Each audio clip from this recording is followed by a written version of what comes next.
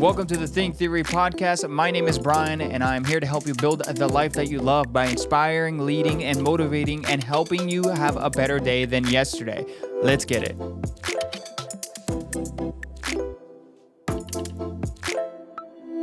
This is a lot harder than I thought it would be for me, anyways, because I naturally talk to people a lot and stuff like that, but I think I'm not used to the level of intimacy, even though this is about the same distance that we would stand at work when we're talking or something like that.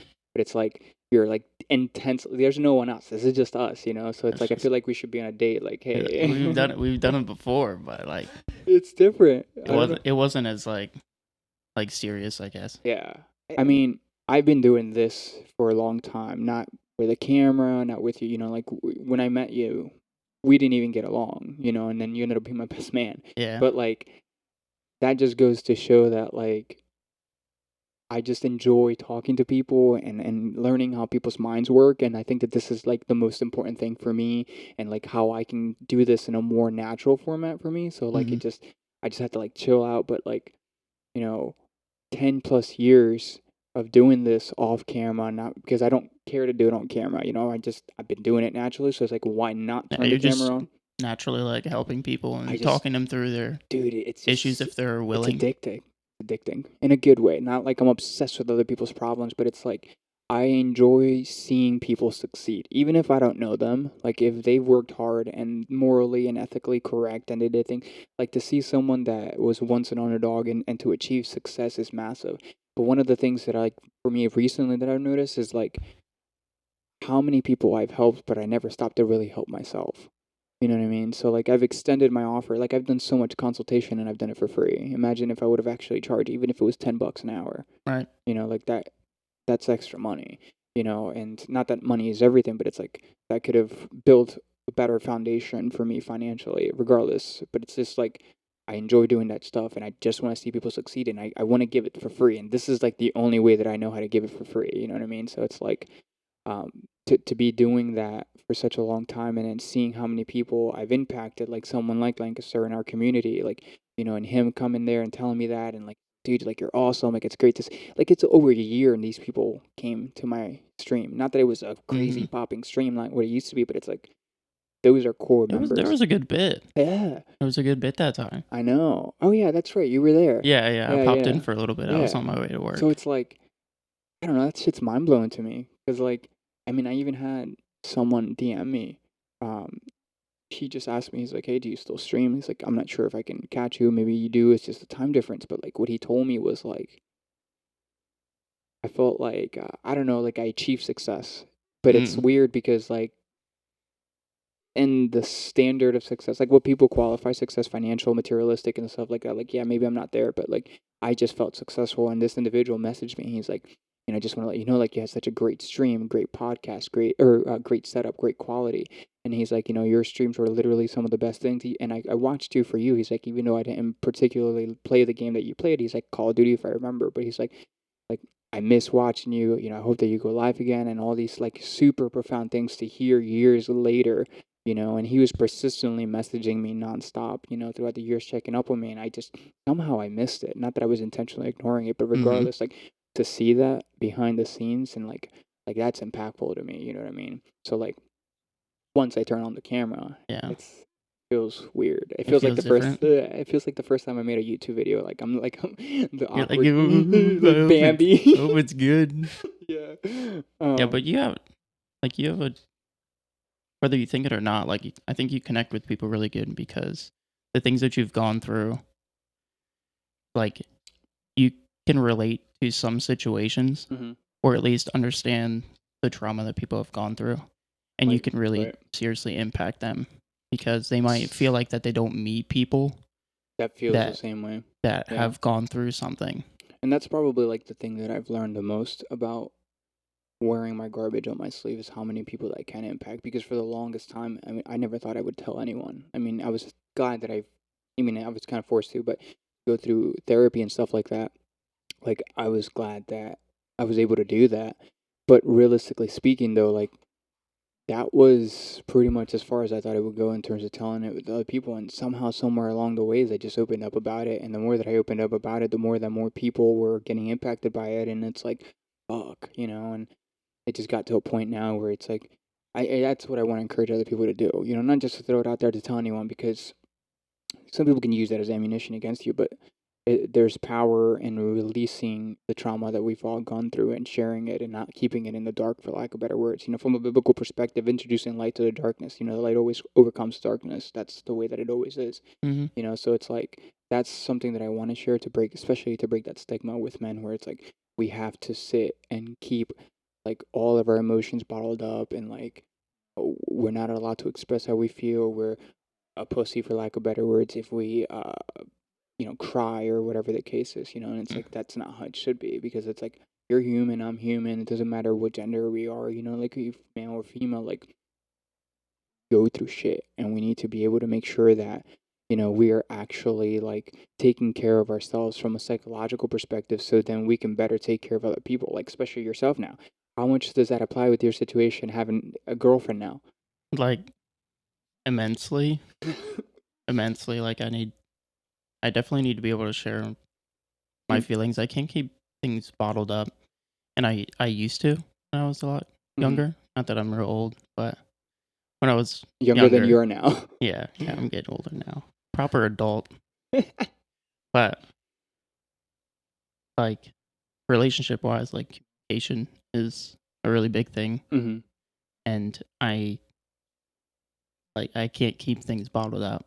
Do you still do that in your relationship? No, I try to make it like as important as possible, Mm-hmm. and I try to let her know that like it for her too. Mm-hmm. Completely important for like growth in our relationship, and I think that it's helped us connect more because we can just literally talk about anything, and we don't get upset with each other. That's good. I mean, we get upset with each other, but not like going to bed angry kind of shit. Yeah, I don't let that happen. I don't either. It annoys me, dude. I don't even. Oh, wait, does she? No, she'll act like she wants to go to sleep angry. But I don't like that. I used to be like, whatever, fuck it, I'll sleep on the couch. And I don't know, somewhere along the way, I realized like how fragile life is. Like, what if that's the last conversation you ever have with your significant other? You know, like how traumatizing that's going to be. No closure. Like, there's just no need for that. That's just being petty. And I get it. Some conversations are really difficult to have. And especially like, see, I don't know how you view relationships, but for me, I kind of agree with it. Obviously, from a biblical perspective, it's like you're two people. Well, at least in marriage, anyways, you're two people that are coming together as one. You know what I mean? You're taking a sacred, or uh, and I'm not talking about the weddings, because the weddings are kind of giant weddings are kind of a scam and a social construct, I feel like, but the ceremonial aspect from it, you're two people coming together as one, and you're joining together under God. And like, I think the beauty of that is that you become each other's mirror. Like, a relationship should be someone that reflects who you are and calls it out on it. Calls you out on it. Like, that's how you build. That's how you become better. And it's wild to me that the amount of times that I've done that in public with Jules, and especially when we worked at Marzoni's, like, people just sat there and just looked at me like I was aggressive, like I was. It's like, no, and then she's like, you don't need to talk to her like that. You're right, and she looks at them and tells them, she's like, "What do you mean? He's being honest. He's telling me the truth. Like, don't you not want that? And obviously, like, she's not a perfect individual. She's hurt me in many different ways. She's done what she has in her past, and I'm not saying that that's she's perfect in that aspect, but like, I don't know, like, we're all not perfect. Yeah, I know. I try to be too perfect. That's why I call it playing God. I don't want to say that I try to be too perfect. I just try to get everything as good as I possibly can. Like, you try not to be wrong. No, I don't. It doesn't bother me to be wrong. That's not wrong as in like the sense I think you're thinking about. Probably like where I have to be right in every argument, for lack of better words. That's not like that. Okay. But like, just doing everything correctly. Yeah. Like, not making any mistakes. Yeah, I'm the same way, because I just connected that with how I've been. Like, I'm not going to get into it just because it's our relationship, and I'm going to keep it. No, you can express whatever. I mean, but this is offline, so you can say whatever you want. I can edit it, but like, you can be as transparent, as honest as you want. That's something that I got to learn, because I throw all my junk out there. It doesn't mean that everyone wants to be, the same way. So, right. Oh, what was I saying? What were we just talking about? your relationship, and you're not perfect, and you try to Oh yeah, yeah. I just try not to make any mistakes because I don't want to upset her. Like I genuinely don't. I want her to be as happy as can be. yeah, well, you got to be happy too. Yeah, yeah. But I can't be right all the time. Like I Well, can't no, be correct. well, if you okay, see, that's where I disagree because in my mind, if you're correct, like if she's trying to tell you, this is just an example, an extreme example, but to get the principle across, if she's trying to tell you that 2 + 2 = 5, like she's wrong. You know what Hmm. I mean? And it's okay to be right in those instances, but don't be right for the sake of getting the last word in, even though you're wrong. You know what I mean? Like there's a time and place to be right, but that shouldn't be the goal of everything that you say or do. You know what I mean? Like, especially like that's one of the things that I've started learning with Jules is learning when to keep my mouth shut.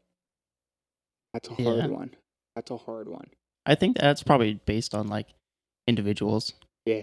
Like I'm learning when I don't need to bounce back or anything. Like I just need to take it on the chin and just, you know what? I love you. Fine. But don't see. I don't also like.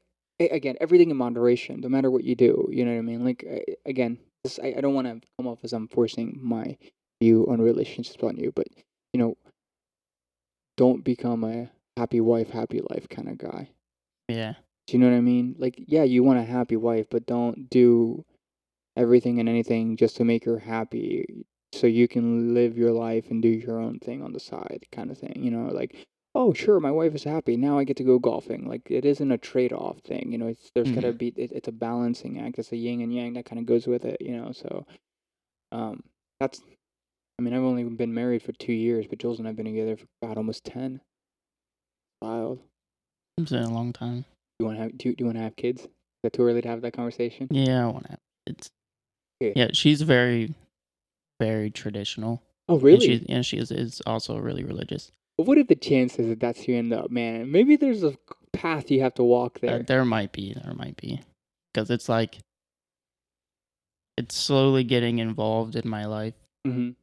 So I think I've told you before that I'm like curious, Mm-hmm. but I'm not like I Committed. yeah I can't commit to it yet. And that's what I've told her about because she's really religious and she just wants to talk about it. And I obviously want to let her talk Mm-hmm. about it because I want to know. Right. Like I'm curious. I want to learn. What are you curious about? I'm curious that what you're curious about. Kind of I guess everything Same. because like I don't really know anything about. It's complicated. Um, so we'll have a conversation about tattoos only because you have tattoos, and Jules and I were having a conversation about it yesterday because she's like, I would love to get a tattoo together and stuff like that. In the Bible, it talks about, for example, I forget what verse it is, but the verse that everyone uses, it says that it's a sin essentially to mark up your body. Yeah, You know what I yeah I mean? do know. I have heard of that. But they never give you the context behind it.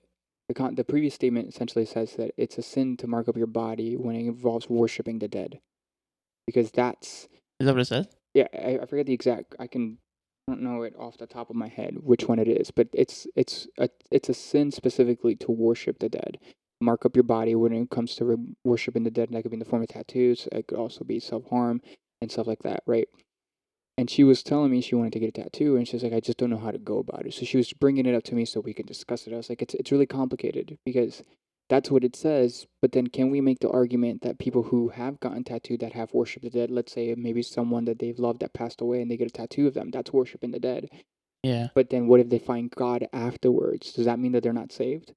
You know what I mean? So it's like I have all Well, these. isn't the Bible up for interpretation? Isn't it kind of laid out that way? Uh, yes and no. I know that it Let's has take its fine lines and rules. So let's take the Bible out and let's just take any book. If you and I are reading the same book together, right? And you are going through whatever you're going through in your life and I'm going through whatever I'm going through in my life. We can read the same verse and we might get something completely different out of Right. it because it's related to what we're going through at that point in our lives, right? And that's kind of the interpretive elements of the Bible because it's really applicable, right? Like if I went up to you, one of my favorite verses is the narrow gates. I walk through the narrow gates, for the gates to hell is wide, and the road that leads to it is easy, and there are many who follow it. For the gates to life is narrow and the path is difficult, and there are very few people who find it. Right? Like you can. That's kind of a pretty black and white I passage. like that. Yeah, but at the same time, though, that can also be left to interpretation based on what each individual are going through. So that's one of the It can interpretation. kind of be applied to anything. Right. It's a good verse. It's called the Golden Rule. Well, is that its purpose? Is its purpose to be like vague in its own way? I don't know what the purpose is, but that's the questions. That curiosity is the same reason why I like been falling in love more with the Bible, and surprisingly, Jules does as well too. We've been actually sitting and reading the Bible together, I was doing a about to Bible ask if study you guys together. started reading it. Yeah, and it's been. I have never been more attracted to my wife than I ever have been now, and like my see the things that I've always struggled with are questions bigger than myself. Like the meaning of life. What's the point of being here? Like not that it's all negative, gloom and doom, but like especially with the things in my past, the trauma that happened in my life. Why did God let that happen to me? If He's sitting there trying to protect us, why is it that I was sexually abused by someone in a place in which I was supposed to be safe? Why was it that I was exposed to people who manipulated me, took advantage of me? Why was it that I was exposed to a broken household? All these different things, right? And interesting enough, I've been studying psychology for years. You know what I mean? And I've taken some psychology courses in college, and I can confidently say now that for me, everything somehow always leads to something that's already been taught in the Bible. And it's like I got to a point where I was like, what else do I have to lose? Which is one of the reasons why I picked up my faith again, and that was a few years ago. But it's been wishy washy I here and was there. there like when you kind of really picked it back up, wasn't it? hmm Yeah, it was when I was still working at Marzoni, so that was at least 3 years ago. Is when you started working in Marzoni? No, no, no. Oh, yeah, actually, It yeah. was around about that Yeah, time. yeah, yeah, yeah. When Mark was there, Mark was a real big contributing factor to that. He has an incredible faith journey. I mean, he's not going through an easy life. He's lost both of his parents and everything at a very early age and stuff like that. And like to go through that and still have the attitude that he does is that's God worthy attitude. And sure, people can find that without God. I'm not saying that is. I'm not trying to make it's so difficult because I'm presenting something to you, but in doing so, I feel like it comes off biased. But that's not what I'm trying to do. I never want to force religion on anyone, and you know that. Oh But yeah, like, yeah. You've never forced it on me, yeah, well, I and we've guess communicated that at the time that I didn't want to. right. Now, I guess. That you were. I think the way that I understood is that you were open to the interpretations of the things that I was saying, but you weren't accepting of it being a God thing. Yeah, You know what I yeah. I mean? guess. Yeah, Because a I lot get of what this you're saying. stuff that we're saying were applicable to your life. You know what I Mm-hmm. mean? Um, but those same questions that I had, I was like, dude, okay, if I have a question, if you're trying to figure out how to put a lift kit on your truck, what are you gonna do? You're gonna do research. That's the same thing. That's the same thing with faith, and it's difficult because what really solidified it, I never understood unconditional love. As a parent, I think we can all agree your parent's supposed to give you unconditional love regardless of what you do. Mm-hmm. And love does not necessarily mean acceptance, right? They're two different things. Just Yeah. because I love someone's to death and I would take a bullet for them, that doesn't mean that I may accept their way of living. You know what I mean? They're two different things. But your parent, regardless, is supposed to love you unconditionally, regardless of what happens, because it's your parent. That never really came to me because I came from a broken household. Now the love was there, but it was very buried very deeply. And the first time that I ever understood unconditional love, which is what the Bible teaches God gives his love and it's unconditional and it's beyond our comprehension because when you beat yourself up about something, God still loves you. You know what I mean? That's really like it's like how? Because we're so used to society giving us conditions, like especially as men, we are almost loved based on what we can bring to the table. Do you know what I mean? And Mm-hmm. and I mean that's I shouldn't say just men. People are generally loved based on what they could bring to the table. It's very rare that you Like, what find can you do to make my life better? right, right versus we didn't like each other when we first met, and then we learned to like who we are as a person, not because you provided value to me or because I provided value for you, but we liked who we just were at the core from a moral perspective and even whether you see it or not a spiritual perspective. as well too, because everyone has a spirit. We can agree on that, right? Hmm. But so the first time that I understood unconditional love was with Zeus, my service dog, obviously. And well, I say obviously to you because but they don't know. But when I was training Zeus and working on a lot of the psychological treatments like deep pressure therapy, like I often had a thing where when I had anxiety, I would shake my leg and I didn't even know it. And like, he learned like when I shake my leg, he puts his paw up to remind me, oh my God, I have anxiety. So that gives me like, it's like, oh, I have anxiety. So that gives me like a reminder, okay, you need to start doing the things that you need to calm down from wherever you're at. So a lot of that stuff like that, in the midst of that, my PTSD was real bad.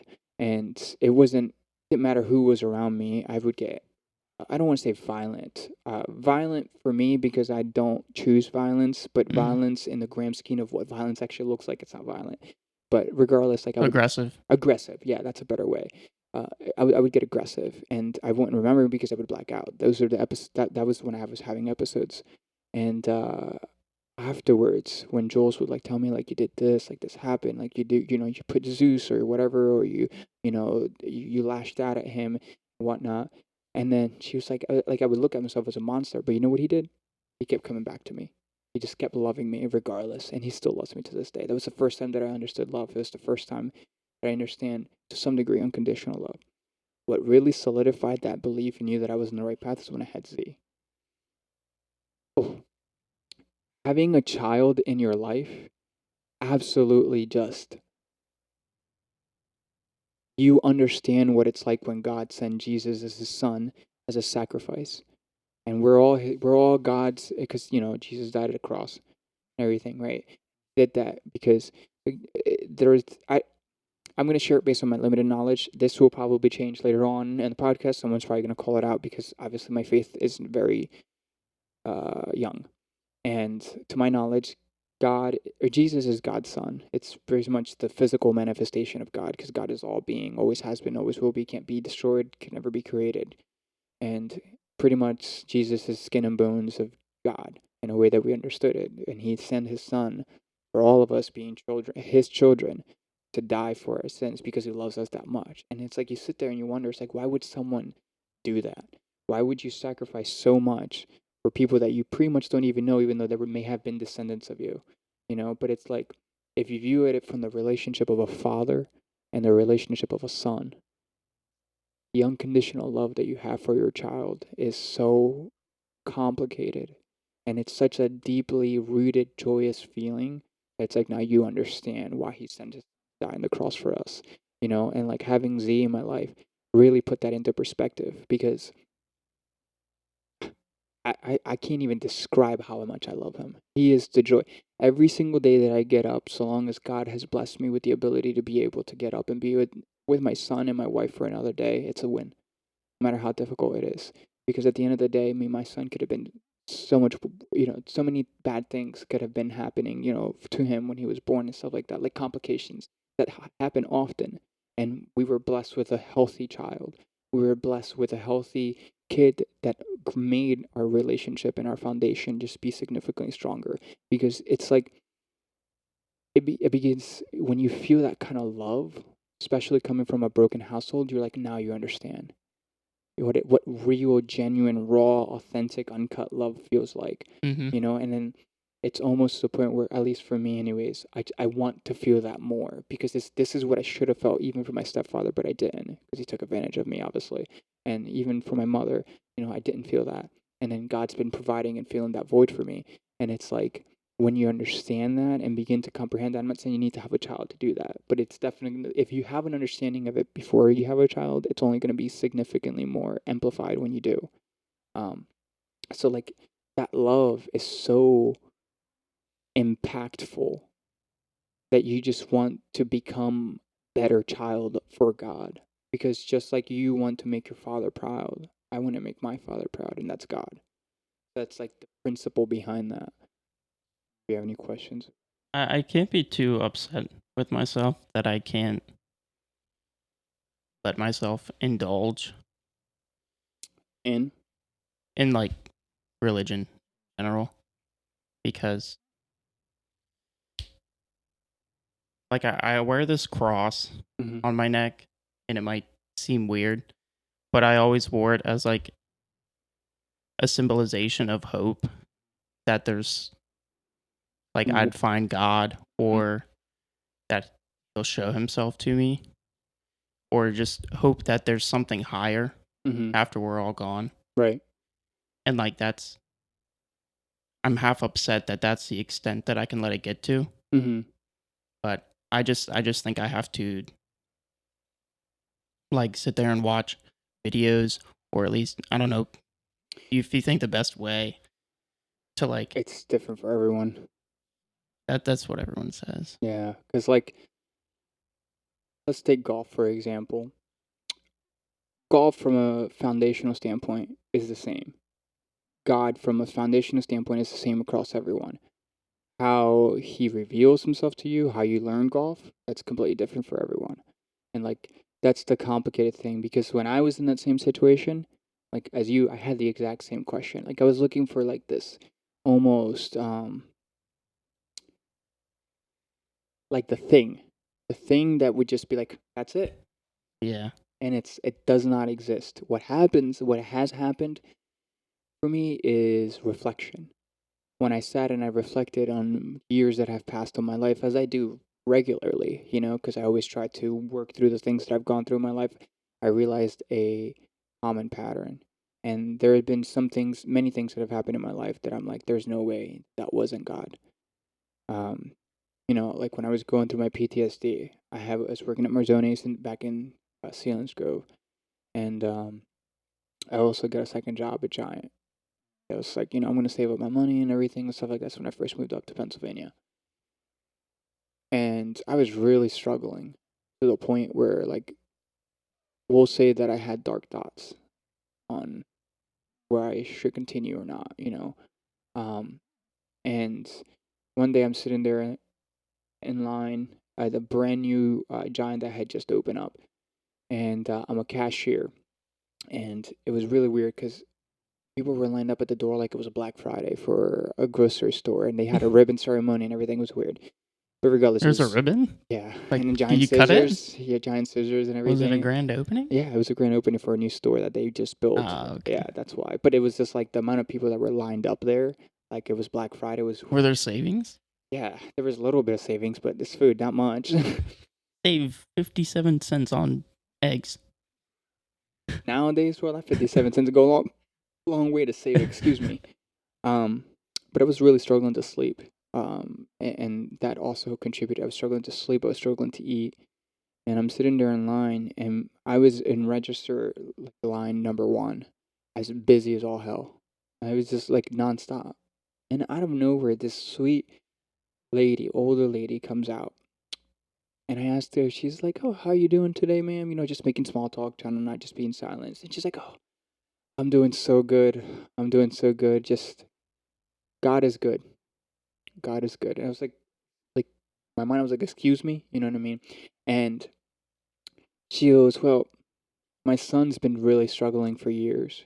He's been struggling to sleep, and he has severe PTSD. And he he's tried medication, he's tried even like cannabis, he's tried anything to be able to get it under control. And for years, she had meant something along the lines like for years she had tried to convince him to go to church and how that was the way through and everything and stuff like that. And she looks at me and she goes, he started reading the Bible though. And every night before bed, he started reading the Bible. And he's been able to sleep. And for years, I felt like I lost my son. And finally, I have him back. And I sat there and I was that's too specific. Yeah. That's too specific, you know? And at that As moment, as big as an issue that PTSD, I can't relate to it in any way, but I can, like I've seen, very little bits of you, like having like little episodes mini episodes, like not being able to sleep, is just and makes it I know worse. you haven't been able to Yeah. before, Yeah. like just It's very, like him starting to read the Bible, and then and mind you, slowly his issues went away. start going away. Yep. I don't know if that's like I don't, the mind's very powerful, so like like if he's reading the Bible and he's just at ease in his mind. Like I don't know if you would say No, that like yeah, that's God. that's yeah, right, Like exactly. okay. That's the argument that you can make because you can say, oh, maybe he's just offloading it from, to someone being God, and he feels good. But that's the entire point. That's what God wants us to do. Because if we begin, Like confide in him. yes, I'm gonna pause this and finish that story because this is a good point. But regardless, that conversation she was going on. I don't remember the exact details. I just remember those big details. But she was going on. It lasted about 15 minutes that she was in my line talking, until she left. She was about ready to leave. I looked back at my line. Not a single person in my line that had been busy until the time we were talking. When she was done the conversation, I got flooded again. That's That's so weird. it's that's to me, I was like, there's no way. Like that's God. That has to be God, because at that point I was questioning whether I wanted to go down that way or not. And it's like, I kept telling myself like, oh, you ain't got nothing to lose, whatever. And from that moment on, even though I did not have or follow God, I called it I was a cafeteria Christian. Pretty much I picked and choose what it is that I wanted to believe. Hmm. And I still had like because of that, I started connecting more people that were Christian. Then I ended up going to a church, which I really ended up liking. Then Jules and I started going to church. I mean, it got to a point where my faith became strong for a good bit.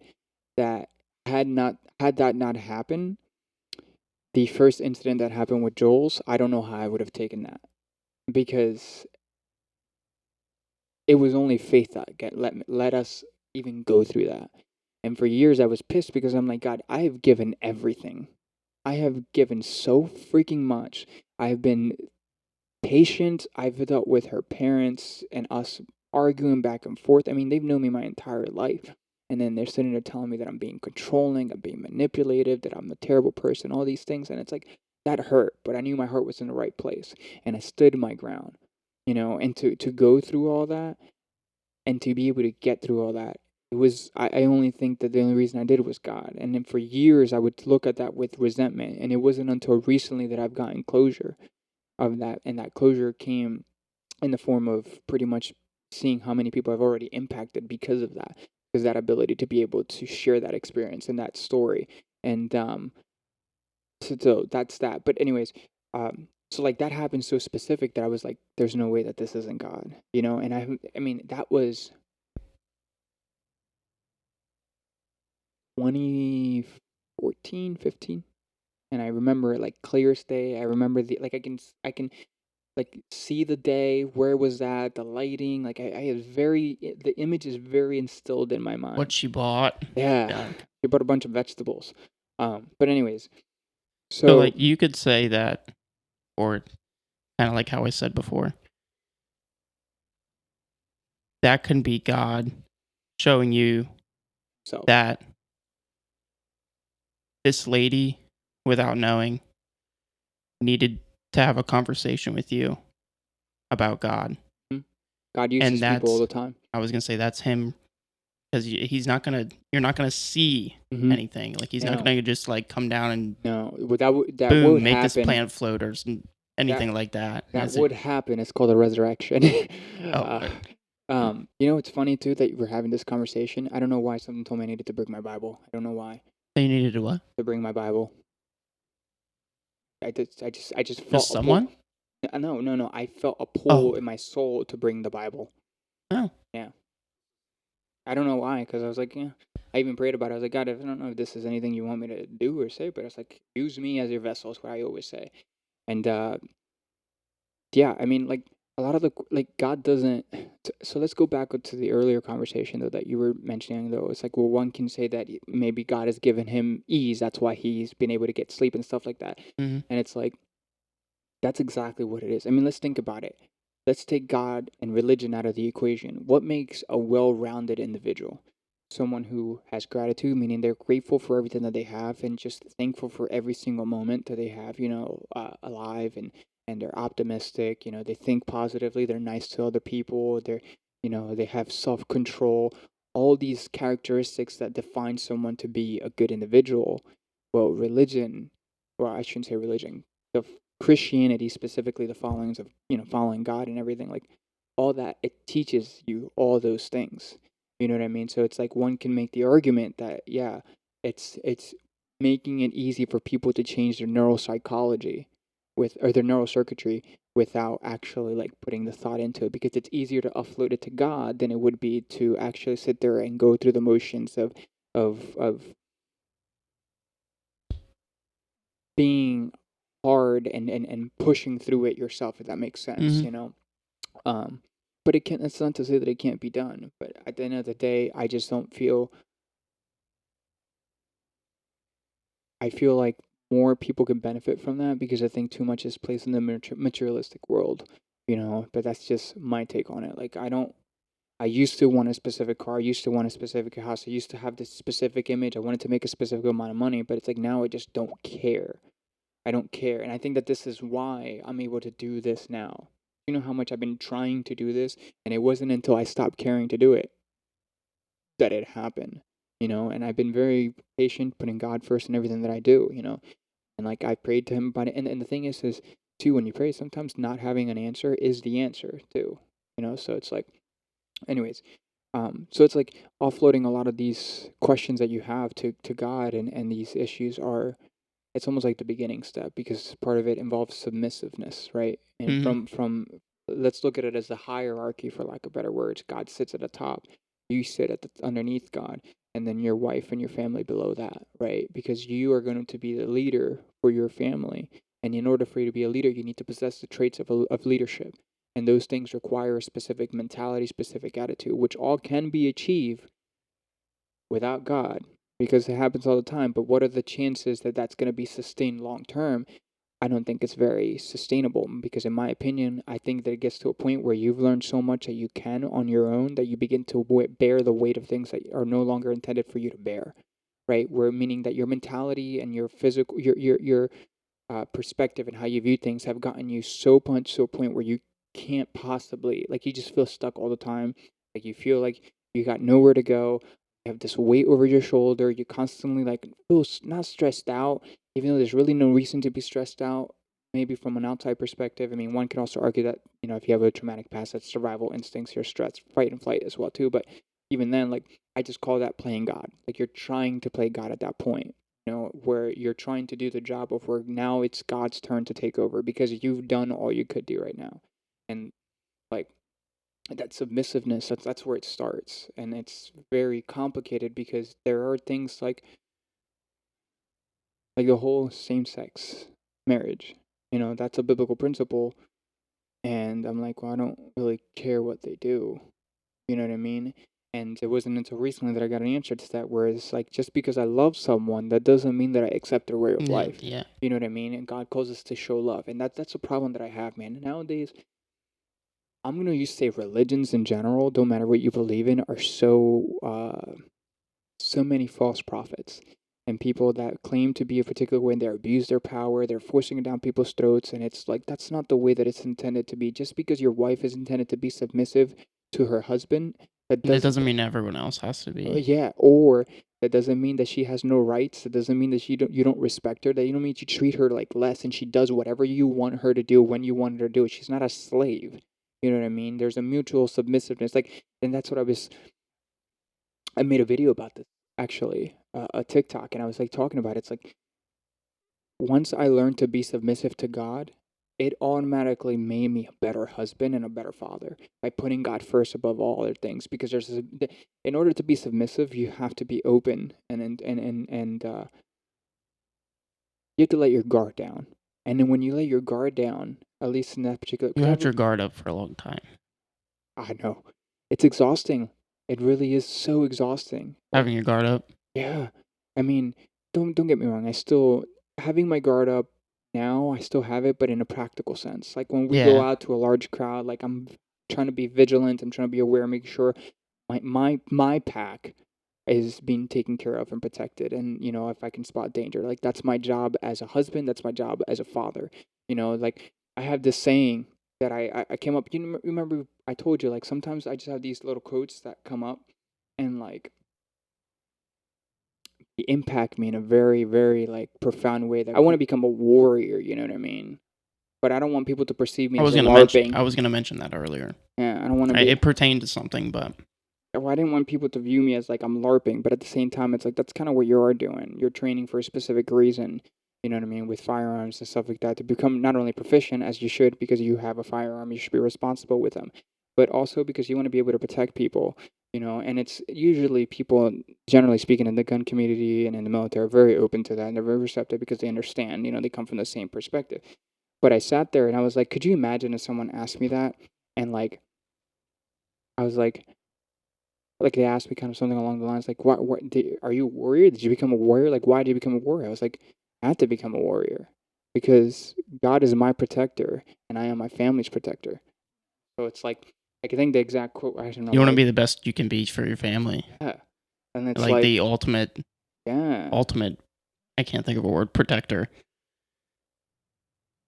that it's here. I'm gonna read it to you because it's I want to be specific with it. This is my content planning. Uh, I think I was gonna say earlier about the being a monster thing. mm, When you were talking about like breaking down the stigma mm-hmm. that men can't open up about their feelings, Right. and I was like, you can still. I was gonna say you can still be like that monster. What's the other word we used? Was Oh, I don't warrior. I mean, you could still be a warrior. Yeah, be like warrior. I Maybe mean, that's what it was. be like a freaking what is it? A warrior in a garden versus a gardener in a war kind of thing. Yeah, You know what I mean? Like, yeah, and like that's like another thing which is so frowned upon nowadays because it's like that's what is it toxic masculinity? That's what it's called. yeah, You know, and it's like no, like you want to be able to be capable of danger. yeah. Of violence, you know, and learn to control that. That takes a lot of strength. That takes a lot of fortitude and discipline and control and emotional regulation to be able to to have that level of tolerance and control in your life, you know, and people don't realize that. And it's like you don't want someone who's naturally weak. Like, Protecting you yeah, that's not because a they're not gonna be able to do the best for you.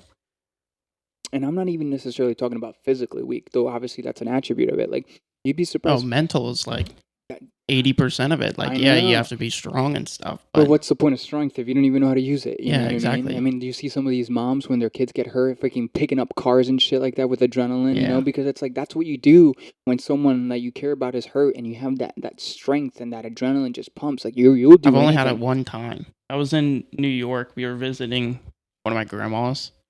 I think she's a great grandma. But she lived up in New York and she has some land. The aunt and maybe one of her friends came along. Might have been what it was. Um, but we were riding a gator around in the woods and my aunt was driving Okay, a and she gator mean like a side by side. yeah, Okay. like an alligator. We brought it up from the south. They have family in Tennessee. But she was driving around and I was sitting in because they have like a bed. So I was sitting in the bed Mhm. and then all of a sudden we just like hit this big bump and we stop. She's like hitting the gas and she can't go anymore. And we ended up being like perfectly on the center of a stump.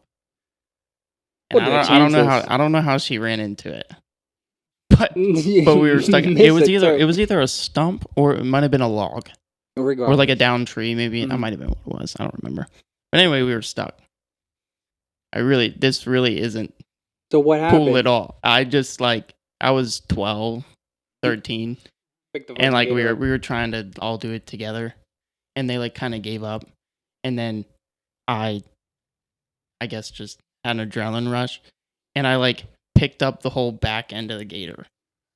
It's like not even a big deal. I don't I know mean, it why I might went have been a through. big deal though, because think about it. Maybe you in your mind you're like, shit. If we don't get this going, we're gonna be stuck out here in the fucking land, and I'm not trying to be out here. Yeah, So we like, weren't too far away, but I was like, I don't know why. I felt it was so important to get to have an adrenaline rush, but we ended up not getting stuck. But I did move the gator. But that makes sense. Um, I could see that being a reason why like your adrenaline will pump and you just like. I'm really competitive, so I saw it as a challenge, I guess. Dude, I used to be really competitive and like I know. I just, and yeah, I just don't. It is Z being in my life now, but it's mainly to do with the fact that I put God first because I saw God out as a way to control a lot of the things that I wanted to fix that I know could hinder me being a better father and a better husband. So like, it's just I've just become so happy and content. Like externally, my life has not changed much. I mean, of course, we did the entire upstairs to the new house and we remodeled it, and there was a Looks lot good. going. Yeah, there was a lot going on there. Um, but from us, like, it's not like I haven't gained an immense level of success out of nowhere, for lack of better words. It's just been to a point where, like, my life has been the same outside, but the way that I view what's in front of me has changed drastically, and it's made me want to seek God even more because it's the way that He's shifting my mentality. And one thing I had a lot of to go back into that, I had a bunch of questions myself too, and we got gifted a Bible guide study, and you pretty much so you read, I mean, a Bible study guide. So you read a certain amount of verses a day, right? And It's kind of like explaining to you how to. it's explaining more the passages in the Bible and what they mean and what they could mean and what they represent and everything, and to Okay. be open minded. Yeah, it's through, I forget who the artist is, Arthur is, um, but it's in chronological order.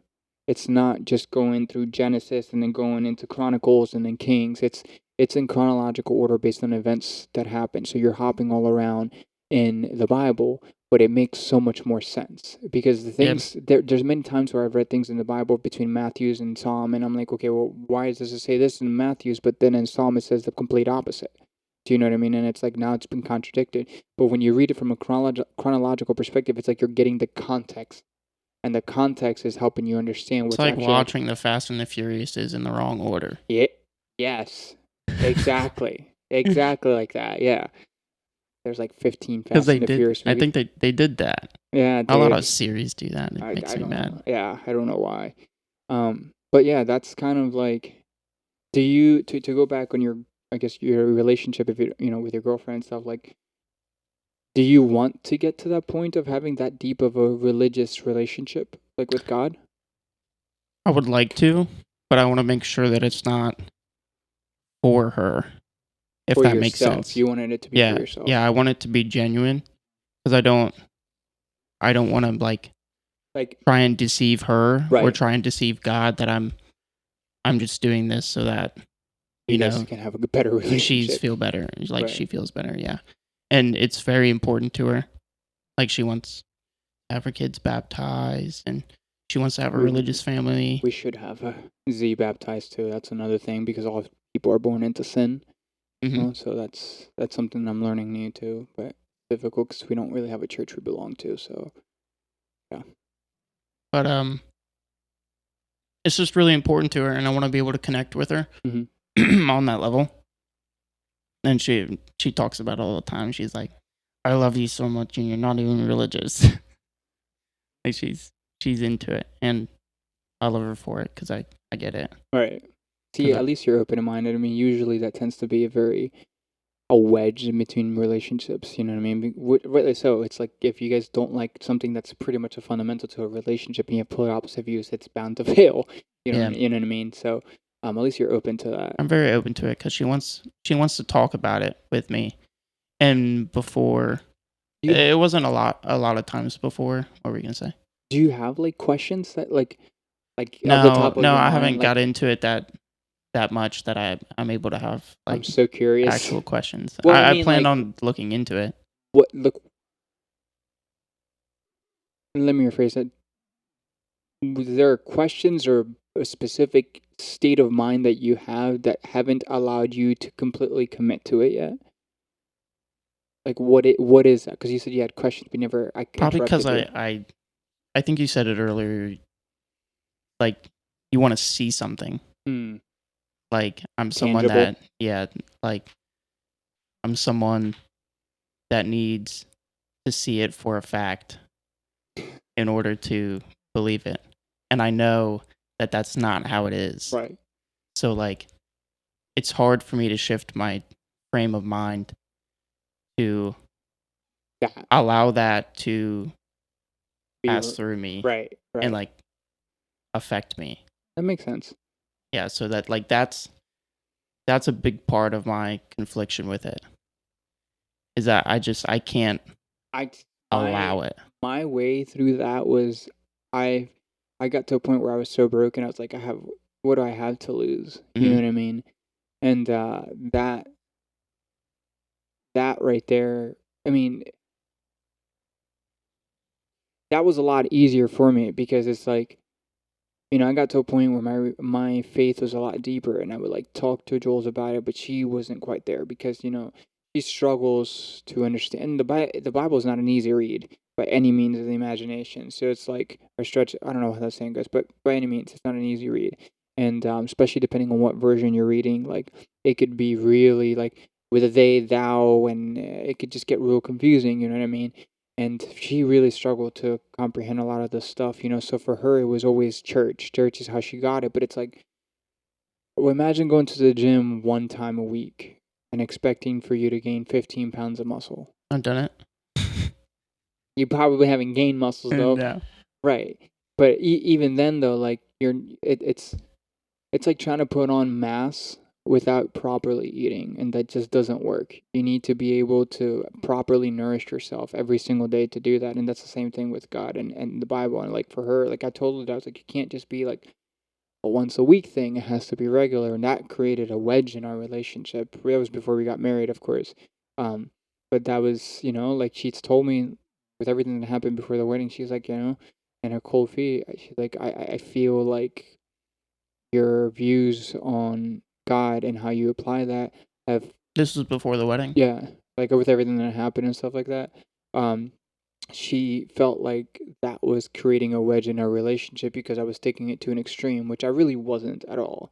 It's just it was an extreme to her because it's not. I was changing who I was and growing as a person and developing my faith, and it was for overall positive direction, but it's not what she wanted. It's not whom she fell in love with, for lack of better words.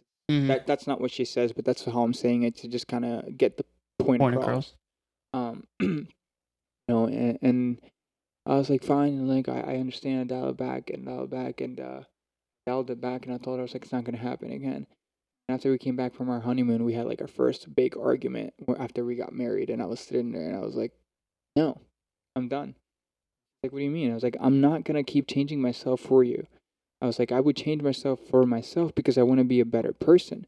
I was like, and God, I am not going to deny God in front of you at all. I was like, if we're supposed to spend the rest of our lives together, if you want to break the generational cycles of not wanting to get divorced and continue that, and you want to have a kid, that's obviously before we conceived too. I was like, you have to realize like we need a better foundation than ourselves. I was like, you're not strong. I'm not strong. I mean, yes, we are strong with the things that we've dealt with, but in the grand schemes of the things that life's going to throw at us, like we need something that's more steadfast, more solid. We keep building everything on this shady foundation, and it's no wonder why it keeps freaking crashing down on us. And I was like, it's a repeated cycle. And I was like, I'm not going to deny God to you anymore. I was like, this is what I want to do. I was like, if this drives a wedge between us and it's going to cause us to get divorced again, fine. Or not again, but because I was gonna say again. well, for her, like, because she experienced divorce. But Yeah. I Yeah. mean, obviously, we're both each other's first, like, married, like another. You get what I mean. Um, but I was like, then that be it, because I was like, I don't want to keep putting myself on the back burner and who I want to become because I want to make sure that you're okay. I should be able to do both. Yeah. And obviously we had that conversation, and look at it, 2 years later now, it's night and day difference. And she's even to the point where she's hates when we miss a Bible study. Because like on Sunday, this past Sunday with Zeke's birthday was chaotic. Everything, we didn't do a Bible study or anything, and she's like, man, I really miss that. Like I need that time to just. And I was like, man, like that's awesome. And I even had a moment where she was expressing to me the way that she was feeling and articulating her thoughts in such an intense way that I was like, "Who the hell are you?" I was gonna say that's And probably different for Jules. yeah, well, that's what she started crying because she's like, I've always been like this. I've always had thoughts go through my mind. I've just never been with someone that takes the time to be able to help me express them." And she's like, Someone to simply listen. right, exactly. And it was like, I was like, looked at it, I was like, man, I'm turn on right now. So What's up, baby? go porn out, baby. But yeah, so like, to go back on it, like I was at a point in my life where when I did seek out religion, I had nothing to lose. You know what I mean? I'd rather be that's the same thing even for you though. I mean, think about it. What do you have to lose? If let's just say that your worst possible fears come true in terms of religion and doesn't work out, whatever, you're just gonna be right back to where you're at now. So what do you have to lose? The chances are that that's gonna happen though if you actually take it serious and approach it openly are significantly low. Because I promise you, you're definitely gonna get something out of it. You know what I mean? And it's like that's what I encourage everyone. I was like, you literally have nothing to lose but time, but it's also time. It's either going to work or it's not going to work. But anything you do, it's either going to work or not going to work. You know what I Yeah. mean? That's actually anything you do that's life changing, anyways. So I don't know. I started with the Book of Matthews and I started reading that, and that was actually pretty interesting. Yeah, but I'd recommend the Bible study guide, if that's something you are interested in. And it's only like you're only reading like 3 to 4 verses a day, and then you read the book and it explains to you like what you just read and how it's interpreted and everything and stuff like that. Or So how it's supposed to be. yeah, yeah. And it even tells you like to hold off like your questions and be open minded, because you're gonna have questions if things come up, but it's usually gets answered later down in the road as you're working through that. So It's like me when I'm watching movies. I always ask the questions before it, and then they happen like 2 minutes later. literally, that's how Joel's is. I'm awful to watch a movie with. Because I Why also can't we you were just doing sit and it. watch? We were doing it last night. Well, I was, not we. But I was laying with Liv. We were watching the Vampire Diaries. Have you ever heard of that? Yeah. We were watching that, and that show I just guess everything, and I just say it vocally. I'm like, oh, those two are gonna be together. Oh, she's gonna be a werewolf soon. I guess I'm the same way too, though, because there's sometimes where we're watching shows and I'm literally like, I'm like, oh, I can already see how this is going. This person's gonna do that. That person, because it's like I've watched so much stuff like over the years that it's like everything almost has a predictable pattern. Yeah, half the time I'm wrong though. It's the I'm only not. difference. And it pisses Jules off. That you're not wrong. Yeah, because she's like, you ruined the movie for me once it gets to that point. And then she started getting to a point when she started picking up on the patterns herself now, and she'll get to a movie and she's like, I'm not watching it. And then we'll watch I already like know what's gonna happen. yeah, because dude, it's been so hard to find a good original movie nowadays, man. I mean, there's some out there, but Did you hear about Sound of Freedom? yeah, I didn't watch it. I want to. I want to watch it, but I'm scared to watch it. Honestly, yeah. Mixed things about it. Yeah, But I know it's really political, so I don't know if the things I don't that I know. was hearing.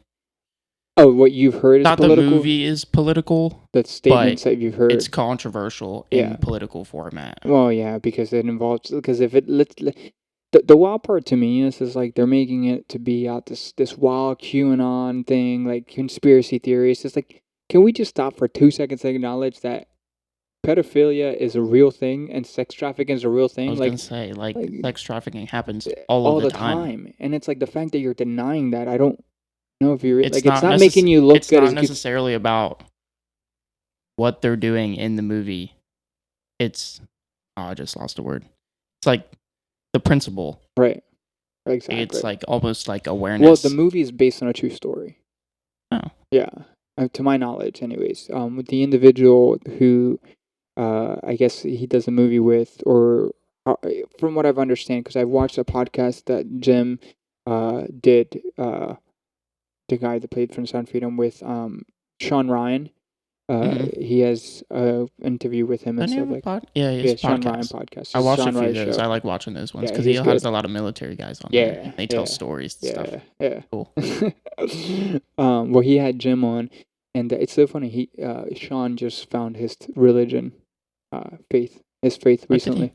Yeah, he just publicly announced it. So many. Same thing with Mark Wahlberg, well too. Yeah. So which is, you can take it as it may, but some people take it as it's like, oh, it's just a trend, But I don't really necessarily think it's a trend. That's a weird trend to keep up with, But hey, some people throw up he, she, they, it, whatever on their bio because it's a trend. You know what I mean? They're virtue signaling, as Joe Rogan likes to call it.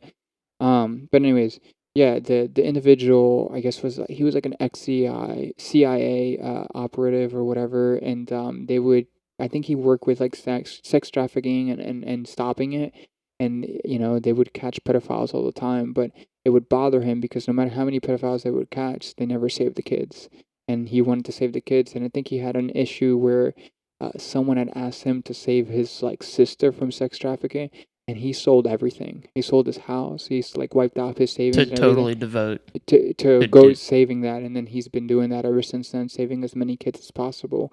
And apparently, there's a reference to Jeff Epstein's island on there somewhere along the way. Oh, Yeah, and Hollywood being, also on top of the whole, because there's the conspiracy theories that there's a wild sex trafficking ring, a child sex trafficking ring going on in Hollywood and I stuff. believe it. Yeah, I don't, dude. And that's like the thing. Like, why is that such a bad thing to believe? Like, I mean, it is bad because of the What? It's Hollywood. yeah, right. Like that's almost It's seems not like so fucking great. I mean, I right. haven't been there. I don't know that, but Oh, I have. It's like, not. it's not that great. Dude, when we went was in 2016, and so we went to Vegas and then we drove from Vegas to California. And we went to Hollywood, like where the stars are and everything. And like that is beautiful. You go over 2 blocks, it's a shithole. It's like ghetto. Like, and when I say ghetto, I don't mean like I mean there might be gang violence, but I mean like this It's it's just run down, yeah, yeah, exactly. And and it's there's even people worse. living in there. Yeah, and it's even worse now. Like they just don't like how can that bring so much money in and then you not take care of that? You know what I mean? And it's yeah, That's but because they have to spend $13.7 million on a day probably. the new freaking Mission Impossible. That seems kind of low. Probably, I feel like the new Mission Impossible probably I had her. saw the number, but I don't remember. You sure it's not 138 million? It might be. Okay. But anyways, um, yeah, it like I saw it and I want to see it, but I've also heard that there's many people that are struggling to watch it because it just so happens that the movie theaters all happen to be AMC theaters, ironically. That like To do that. well, that they go to watch the movie and there's some kind of they have to like they go to watch the movie and then they have some kind of error that comes up. They can't show the movie or the film stops playing halfway through it. Like all these different things that just disrupt the film from ever being played. Yeah, and they all like it's everywhere on social media. Like people I posting, think I saw that. and there's like a what is it, compilation? Is that what it's Mm, called? Of just back to back people doing it, and they all most of them have like happen to be in AMC theaters, which is that's weird. weird. Yeah, like that's what I mean. Like you call it a conspiracy theory, but can we just take a moment to acknowledge like what are the coincidences that something like that can happen with this specific movie? Like how can you call it like sometimes I feel like they call conspiracy theories to people that just point out the obvious. Yeah. Like why is that Oh, like you're. Yeah. right? Yeah. Like I don't understand. But yeah, I've heard of the movie and I want to go see it and I'm a little hesitant to see it only because obviously being a survivor of sexual abuse, I'm worried that it's like gonna trigger some stuff for me. But I actually saw some clips of the movie and the trailer and stuff of it and it seemed I thought it would have been more of a documentary style and that would have been like real raw. It's definitely more of a reenactment, it appears to be more than a documentary. And I'm sure there's real clips and everything in there and stuff like that. But um, so that made it a little bit easier for me because I mean I know that stuff's out there and it's gruesome, and that's like another thing, dude. Like someone has a pornography addiction, like a lot of those people are also involved in sex trafficking. That makes me feel like crap. You know what I Mm. mean? And like obviously I do my best to be able to stray away from that and whatnot. God has definitely helped a lot with that. That's another conversation we can have. But I've like not intentionally, but like ever since I started dating Liv, you I just haven't had one care in the world to to deal with it, yeah. to Wait. watch it. Oh, to watch it. Okay, Mm. gotcha. Yeah. I mean, probably. So I assumed. How religious is she? I see. Yeah, I know. Like that's weird for me to say because I stopped watching that because her and I have our intimate time. But she's really religious. Sexy time. I think she. What'd she say to me? I think she said that she just genuinely in her heart believes that Y'all gonna get she's married. forgiven. I don't quote me on that. I don't know if she said that completely. It's complicated. I have no room to judge Yeah. because, I mean, Tools and I, we had sex before we got married and everything for Mm-hmm. many, but it was like the one thing that's like, well, it's like we know we're gonna get married to each other, which is like realistically we didn't know things could have ended, but Mm-hmm. we obviously saw it through. But it's like if we're gonna be married anyways, why not just have sex? Like I don't understand. But I do understand from a biblical perspective why premarital sex is a thing. I mean, not a thing, because and it depends how you view it, but obviously it's like it's a binding of two people coming together, and the Mm-hmm. sexual act itself is a form of it's I'm going to use this loosely. It's like a ceremony, for lack of better words, where you're Mm-hmm. revealing a part of yourself to someone else, and it's like to take that, like, better way to describe this. Okay, so the whole entire verse is actually called judging others. It says, so the part that I want to talk about is, so it's Matthew 7 verses 6, and it says, "Do not give what is holy to dogs; they will not wait. Do not give what is holy to dogs; they will only turn and attack you. Do not throw your pearls in front of pigs; they will only trample them underfoot." And the way that I understood that, like when I read that, it's like that's the entire like when you have premarital sex, and imagine you have sex with someone that is you're giving your pearls, your goods away, for lack of better words. Wait, Mm-hmm. and you don't end up being with them. They're just gonna like that's essentially walking all over something that was once intimate. And imagine what kind of desensitization that does for you. You know what I mean? Plus, now you're sitting there comparing the next sex to what it's like to beforehand. As someone who's only had one sexual partner by choice, like I've wondered that myself. I'm like, am I doing good? Whatever. And obviously, you can get instant feedback on Yeah. that. But like from that perspective, it's like I don't have anything to compare it to. So it's just good, all good, because I have nothing bad to compare it to. You know Mm-hmm. what I mean? Like, so it's like imagine someone who has multiple partners. Not only are they giving away their valuables and that intimate moment, but also at the same time, like you're you have something to compare it to that by nature you're just going to be comparing it to, even if you don't mean to. If you have bad sex, for lack of better words, or if you have really good sex, okay, that's great. It might be the best sex you've ever had, so that's great. But imagine you're in the opposite situation. That Mm-hmm. can create some issues there. Yeah, and yeah. Anyways, What was I gonna say? Gonna say something. I think I was just gonna reiterate that. I don't remember exactly what she said, no, yeah. so like I can't say for a Yeah, fact well, what. that's why I wasn't really adding to that, just kind of speaking on the whole entire premarital sex idea in general. You know what I mean? Like I guess that's I guess what I meant by really religious is just that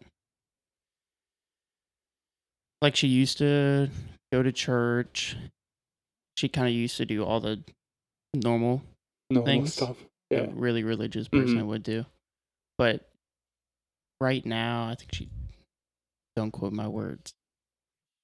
Might get upset with me or something. I don't know.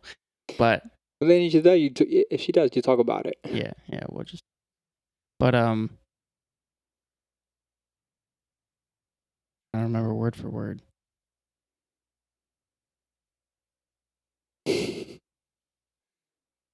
I've been bad at this too because I'm a great listener, but sometimes things just go right through me. Means you're not paying attention. Yeah, so like I'm listening, but I'm not like You're not they're actively listening. I guess, yeah. So Yeah. it's not like really helping that Right. I'm listening because I'm not actively listening. And I'm trying to do better at that.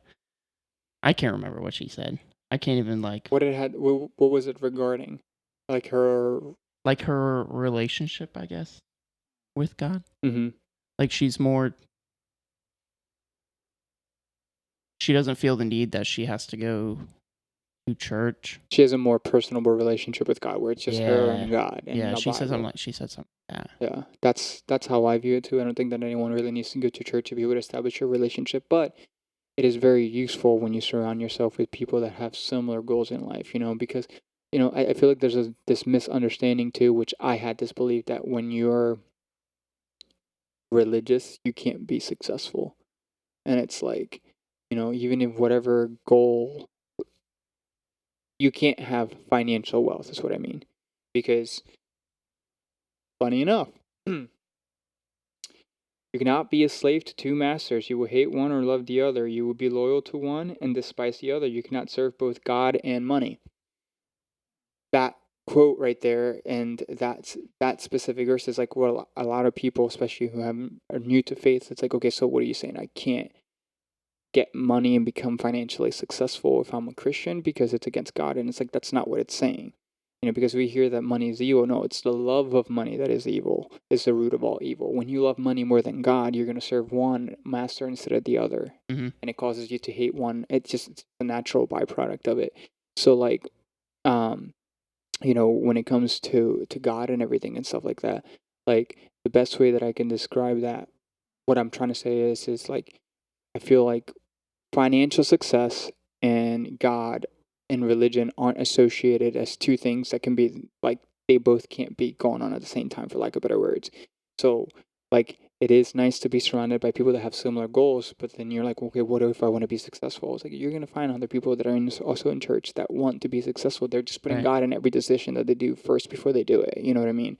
And they're not trying to do things that may be a sin just for the sake of getting more money. You know what I I was mean? gonna say, because sometimes making money in a biblical sense can be dirty. Yeah. Well, it's no, making money from a biblical sense is not, from a biblical sense, what's in the Bible isn't dirty. It's when you love money more than you love God that becomes dirty, because then you'll do anything to get money. You'll fuck Well, that's people. kind of what I meant. Like, you're the way that you'll make the money Oh yeah, will yeah, be a bit yeah, against the yeah, guidelines yeah, yeah, yeah. to which you're supposed to live by. Right. Exactly. So it's like, church is a good thing in that particular aspect, but because there are so many people who claim to be prophets and, like all these people that, like, I used to watch a church called Transformation Church, and they had an Easter Sunday that literally looked like some Hollywood production.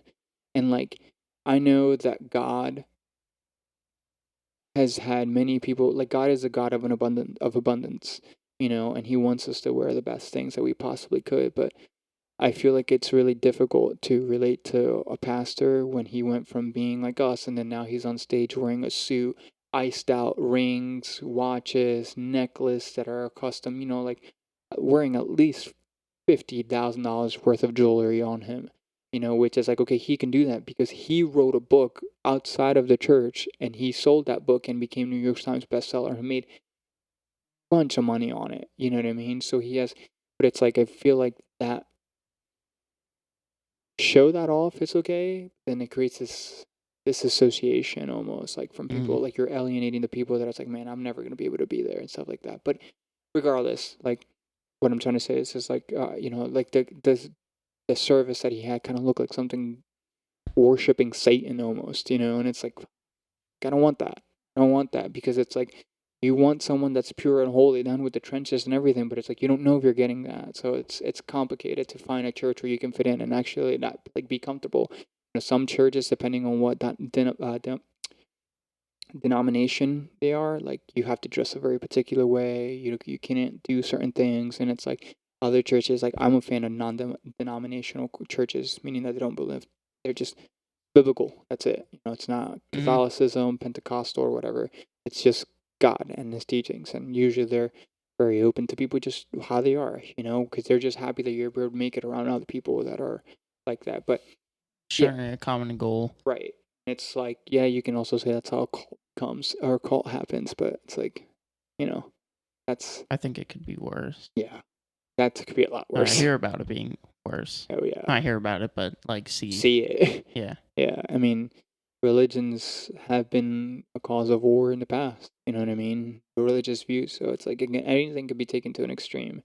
And that's where I feel like, when you commit your everything, especially in a church setting, and you are vulnerable, but you're not open to, or you kind of just let everything happen and go with the flow, you can be easily manipulated and fall into somewhere that you shouldn't be. You still have to develop critical thinking. You still have to develop how to think for yourself and be able to know, okay, is this aligned with God's word and what He knows, or am I just listening to this through someone else's, uh, you know, their interpretation of something? Which is why I think that it's so important for everyone to have a personal relationship with God first, in my experience. So that way you can learn to discern from right and wrong as best as you possibly can, and not let someone manipulate and take advantage of you in that particular instance. So, like, I agree with her 100% with that. It's just there's just complications, and human, as we in the biblical sense, the flesh is very difficult to deny.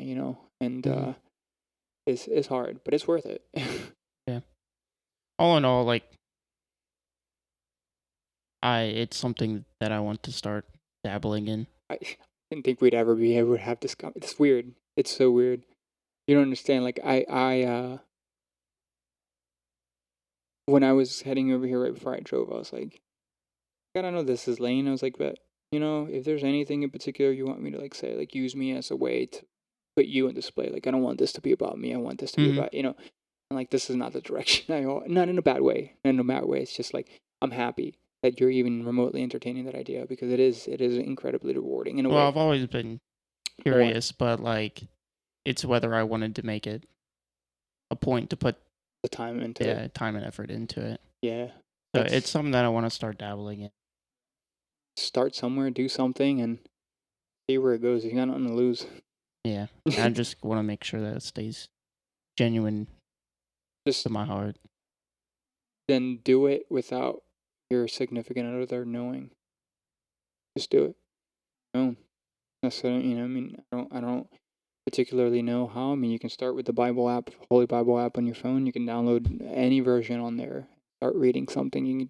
There's study guides online. I mean, reach out to me. Reach out to Mark. Well, whoever. Hmm. It's just maybe just talking about it. Maybe watching videos. Maybe watching sermons. But it's also like difficult to. Starting is difficult with anything. So Yeah, how's your gym journey going? it's not. Viv and I, Viv and I have been talking about it a lot because we You not going, or both of you wanting to go? both of us wanting to go Okay. because we want to make that healthy like turn Mhm. in life. And I have done it before. Like have ate pretty clean. I've ate bad at times. We're not eating great right now, but we do have like lapses of good dinners. Like I have pictures on my phone of some like steak, broccoli. Mm. We've been going over to Gabby and Aiden's a lot. They're sisters, so like they Right. want to hang out a lot. So in turn, all four hang out together. Um, I gave up on reaching out to people, to be honest with you. mhm, Not of anything particular. It's just like I've reached out to so many people, no one ever responds. So I'm like, if they want to talk, they can. It works both ways. So I stopped reaching out to Aiden and mhm. stuff. I know he was going through a similar. Not to go back to that, but I know he was going through a similar point in his life where he was wanting more about religion and stuff like that. I think it's been going well. I mean, I haven't Has it? talked to him specifically about that, but like they had Jonah, Yeah. their Right. baby, and they made Liv the godmother. Oh, nice. So that's really nice. She's really happy about that. Yeah. So Yeah. she just like she wants a baby. So like Oh she boy. like just the having the title that Yeah. under God, like Right. I'm your mother Right. too. Like Yeah. is that how that works? I know I'm it's like not if entirely anything sure. happens to Gabby, that's what the godmother's for. Yeah. But I know that. Yeah. I'm not entirely sure because we don't have godparents for Z, but I know that is of something that's religious, and we have. I mean, like Bridget and Trevor, like the closest thing that we would be like, we know that if something should happen, like they'd take care of them.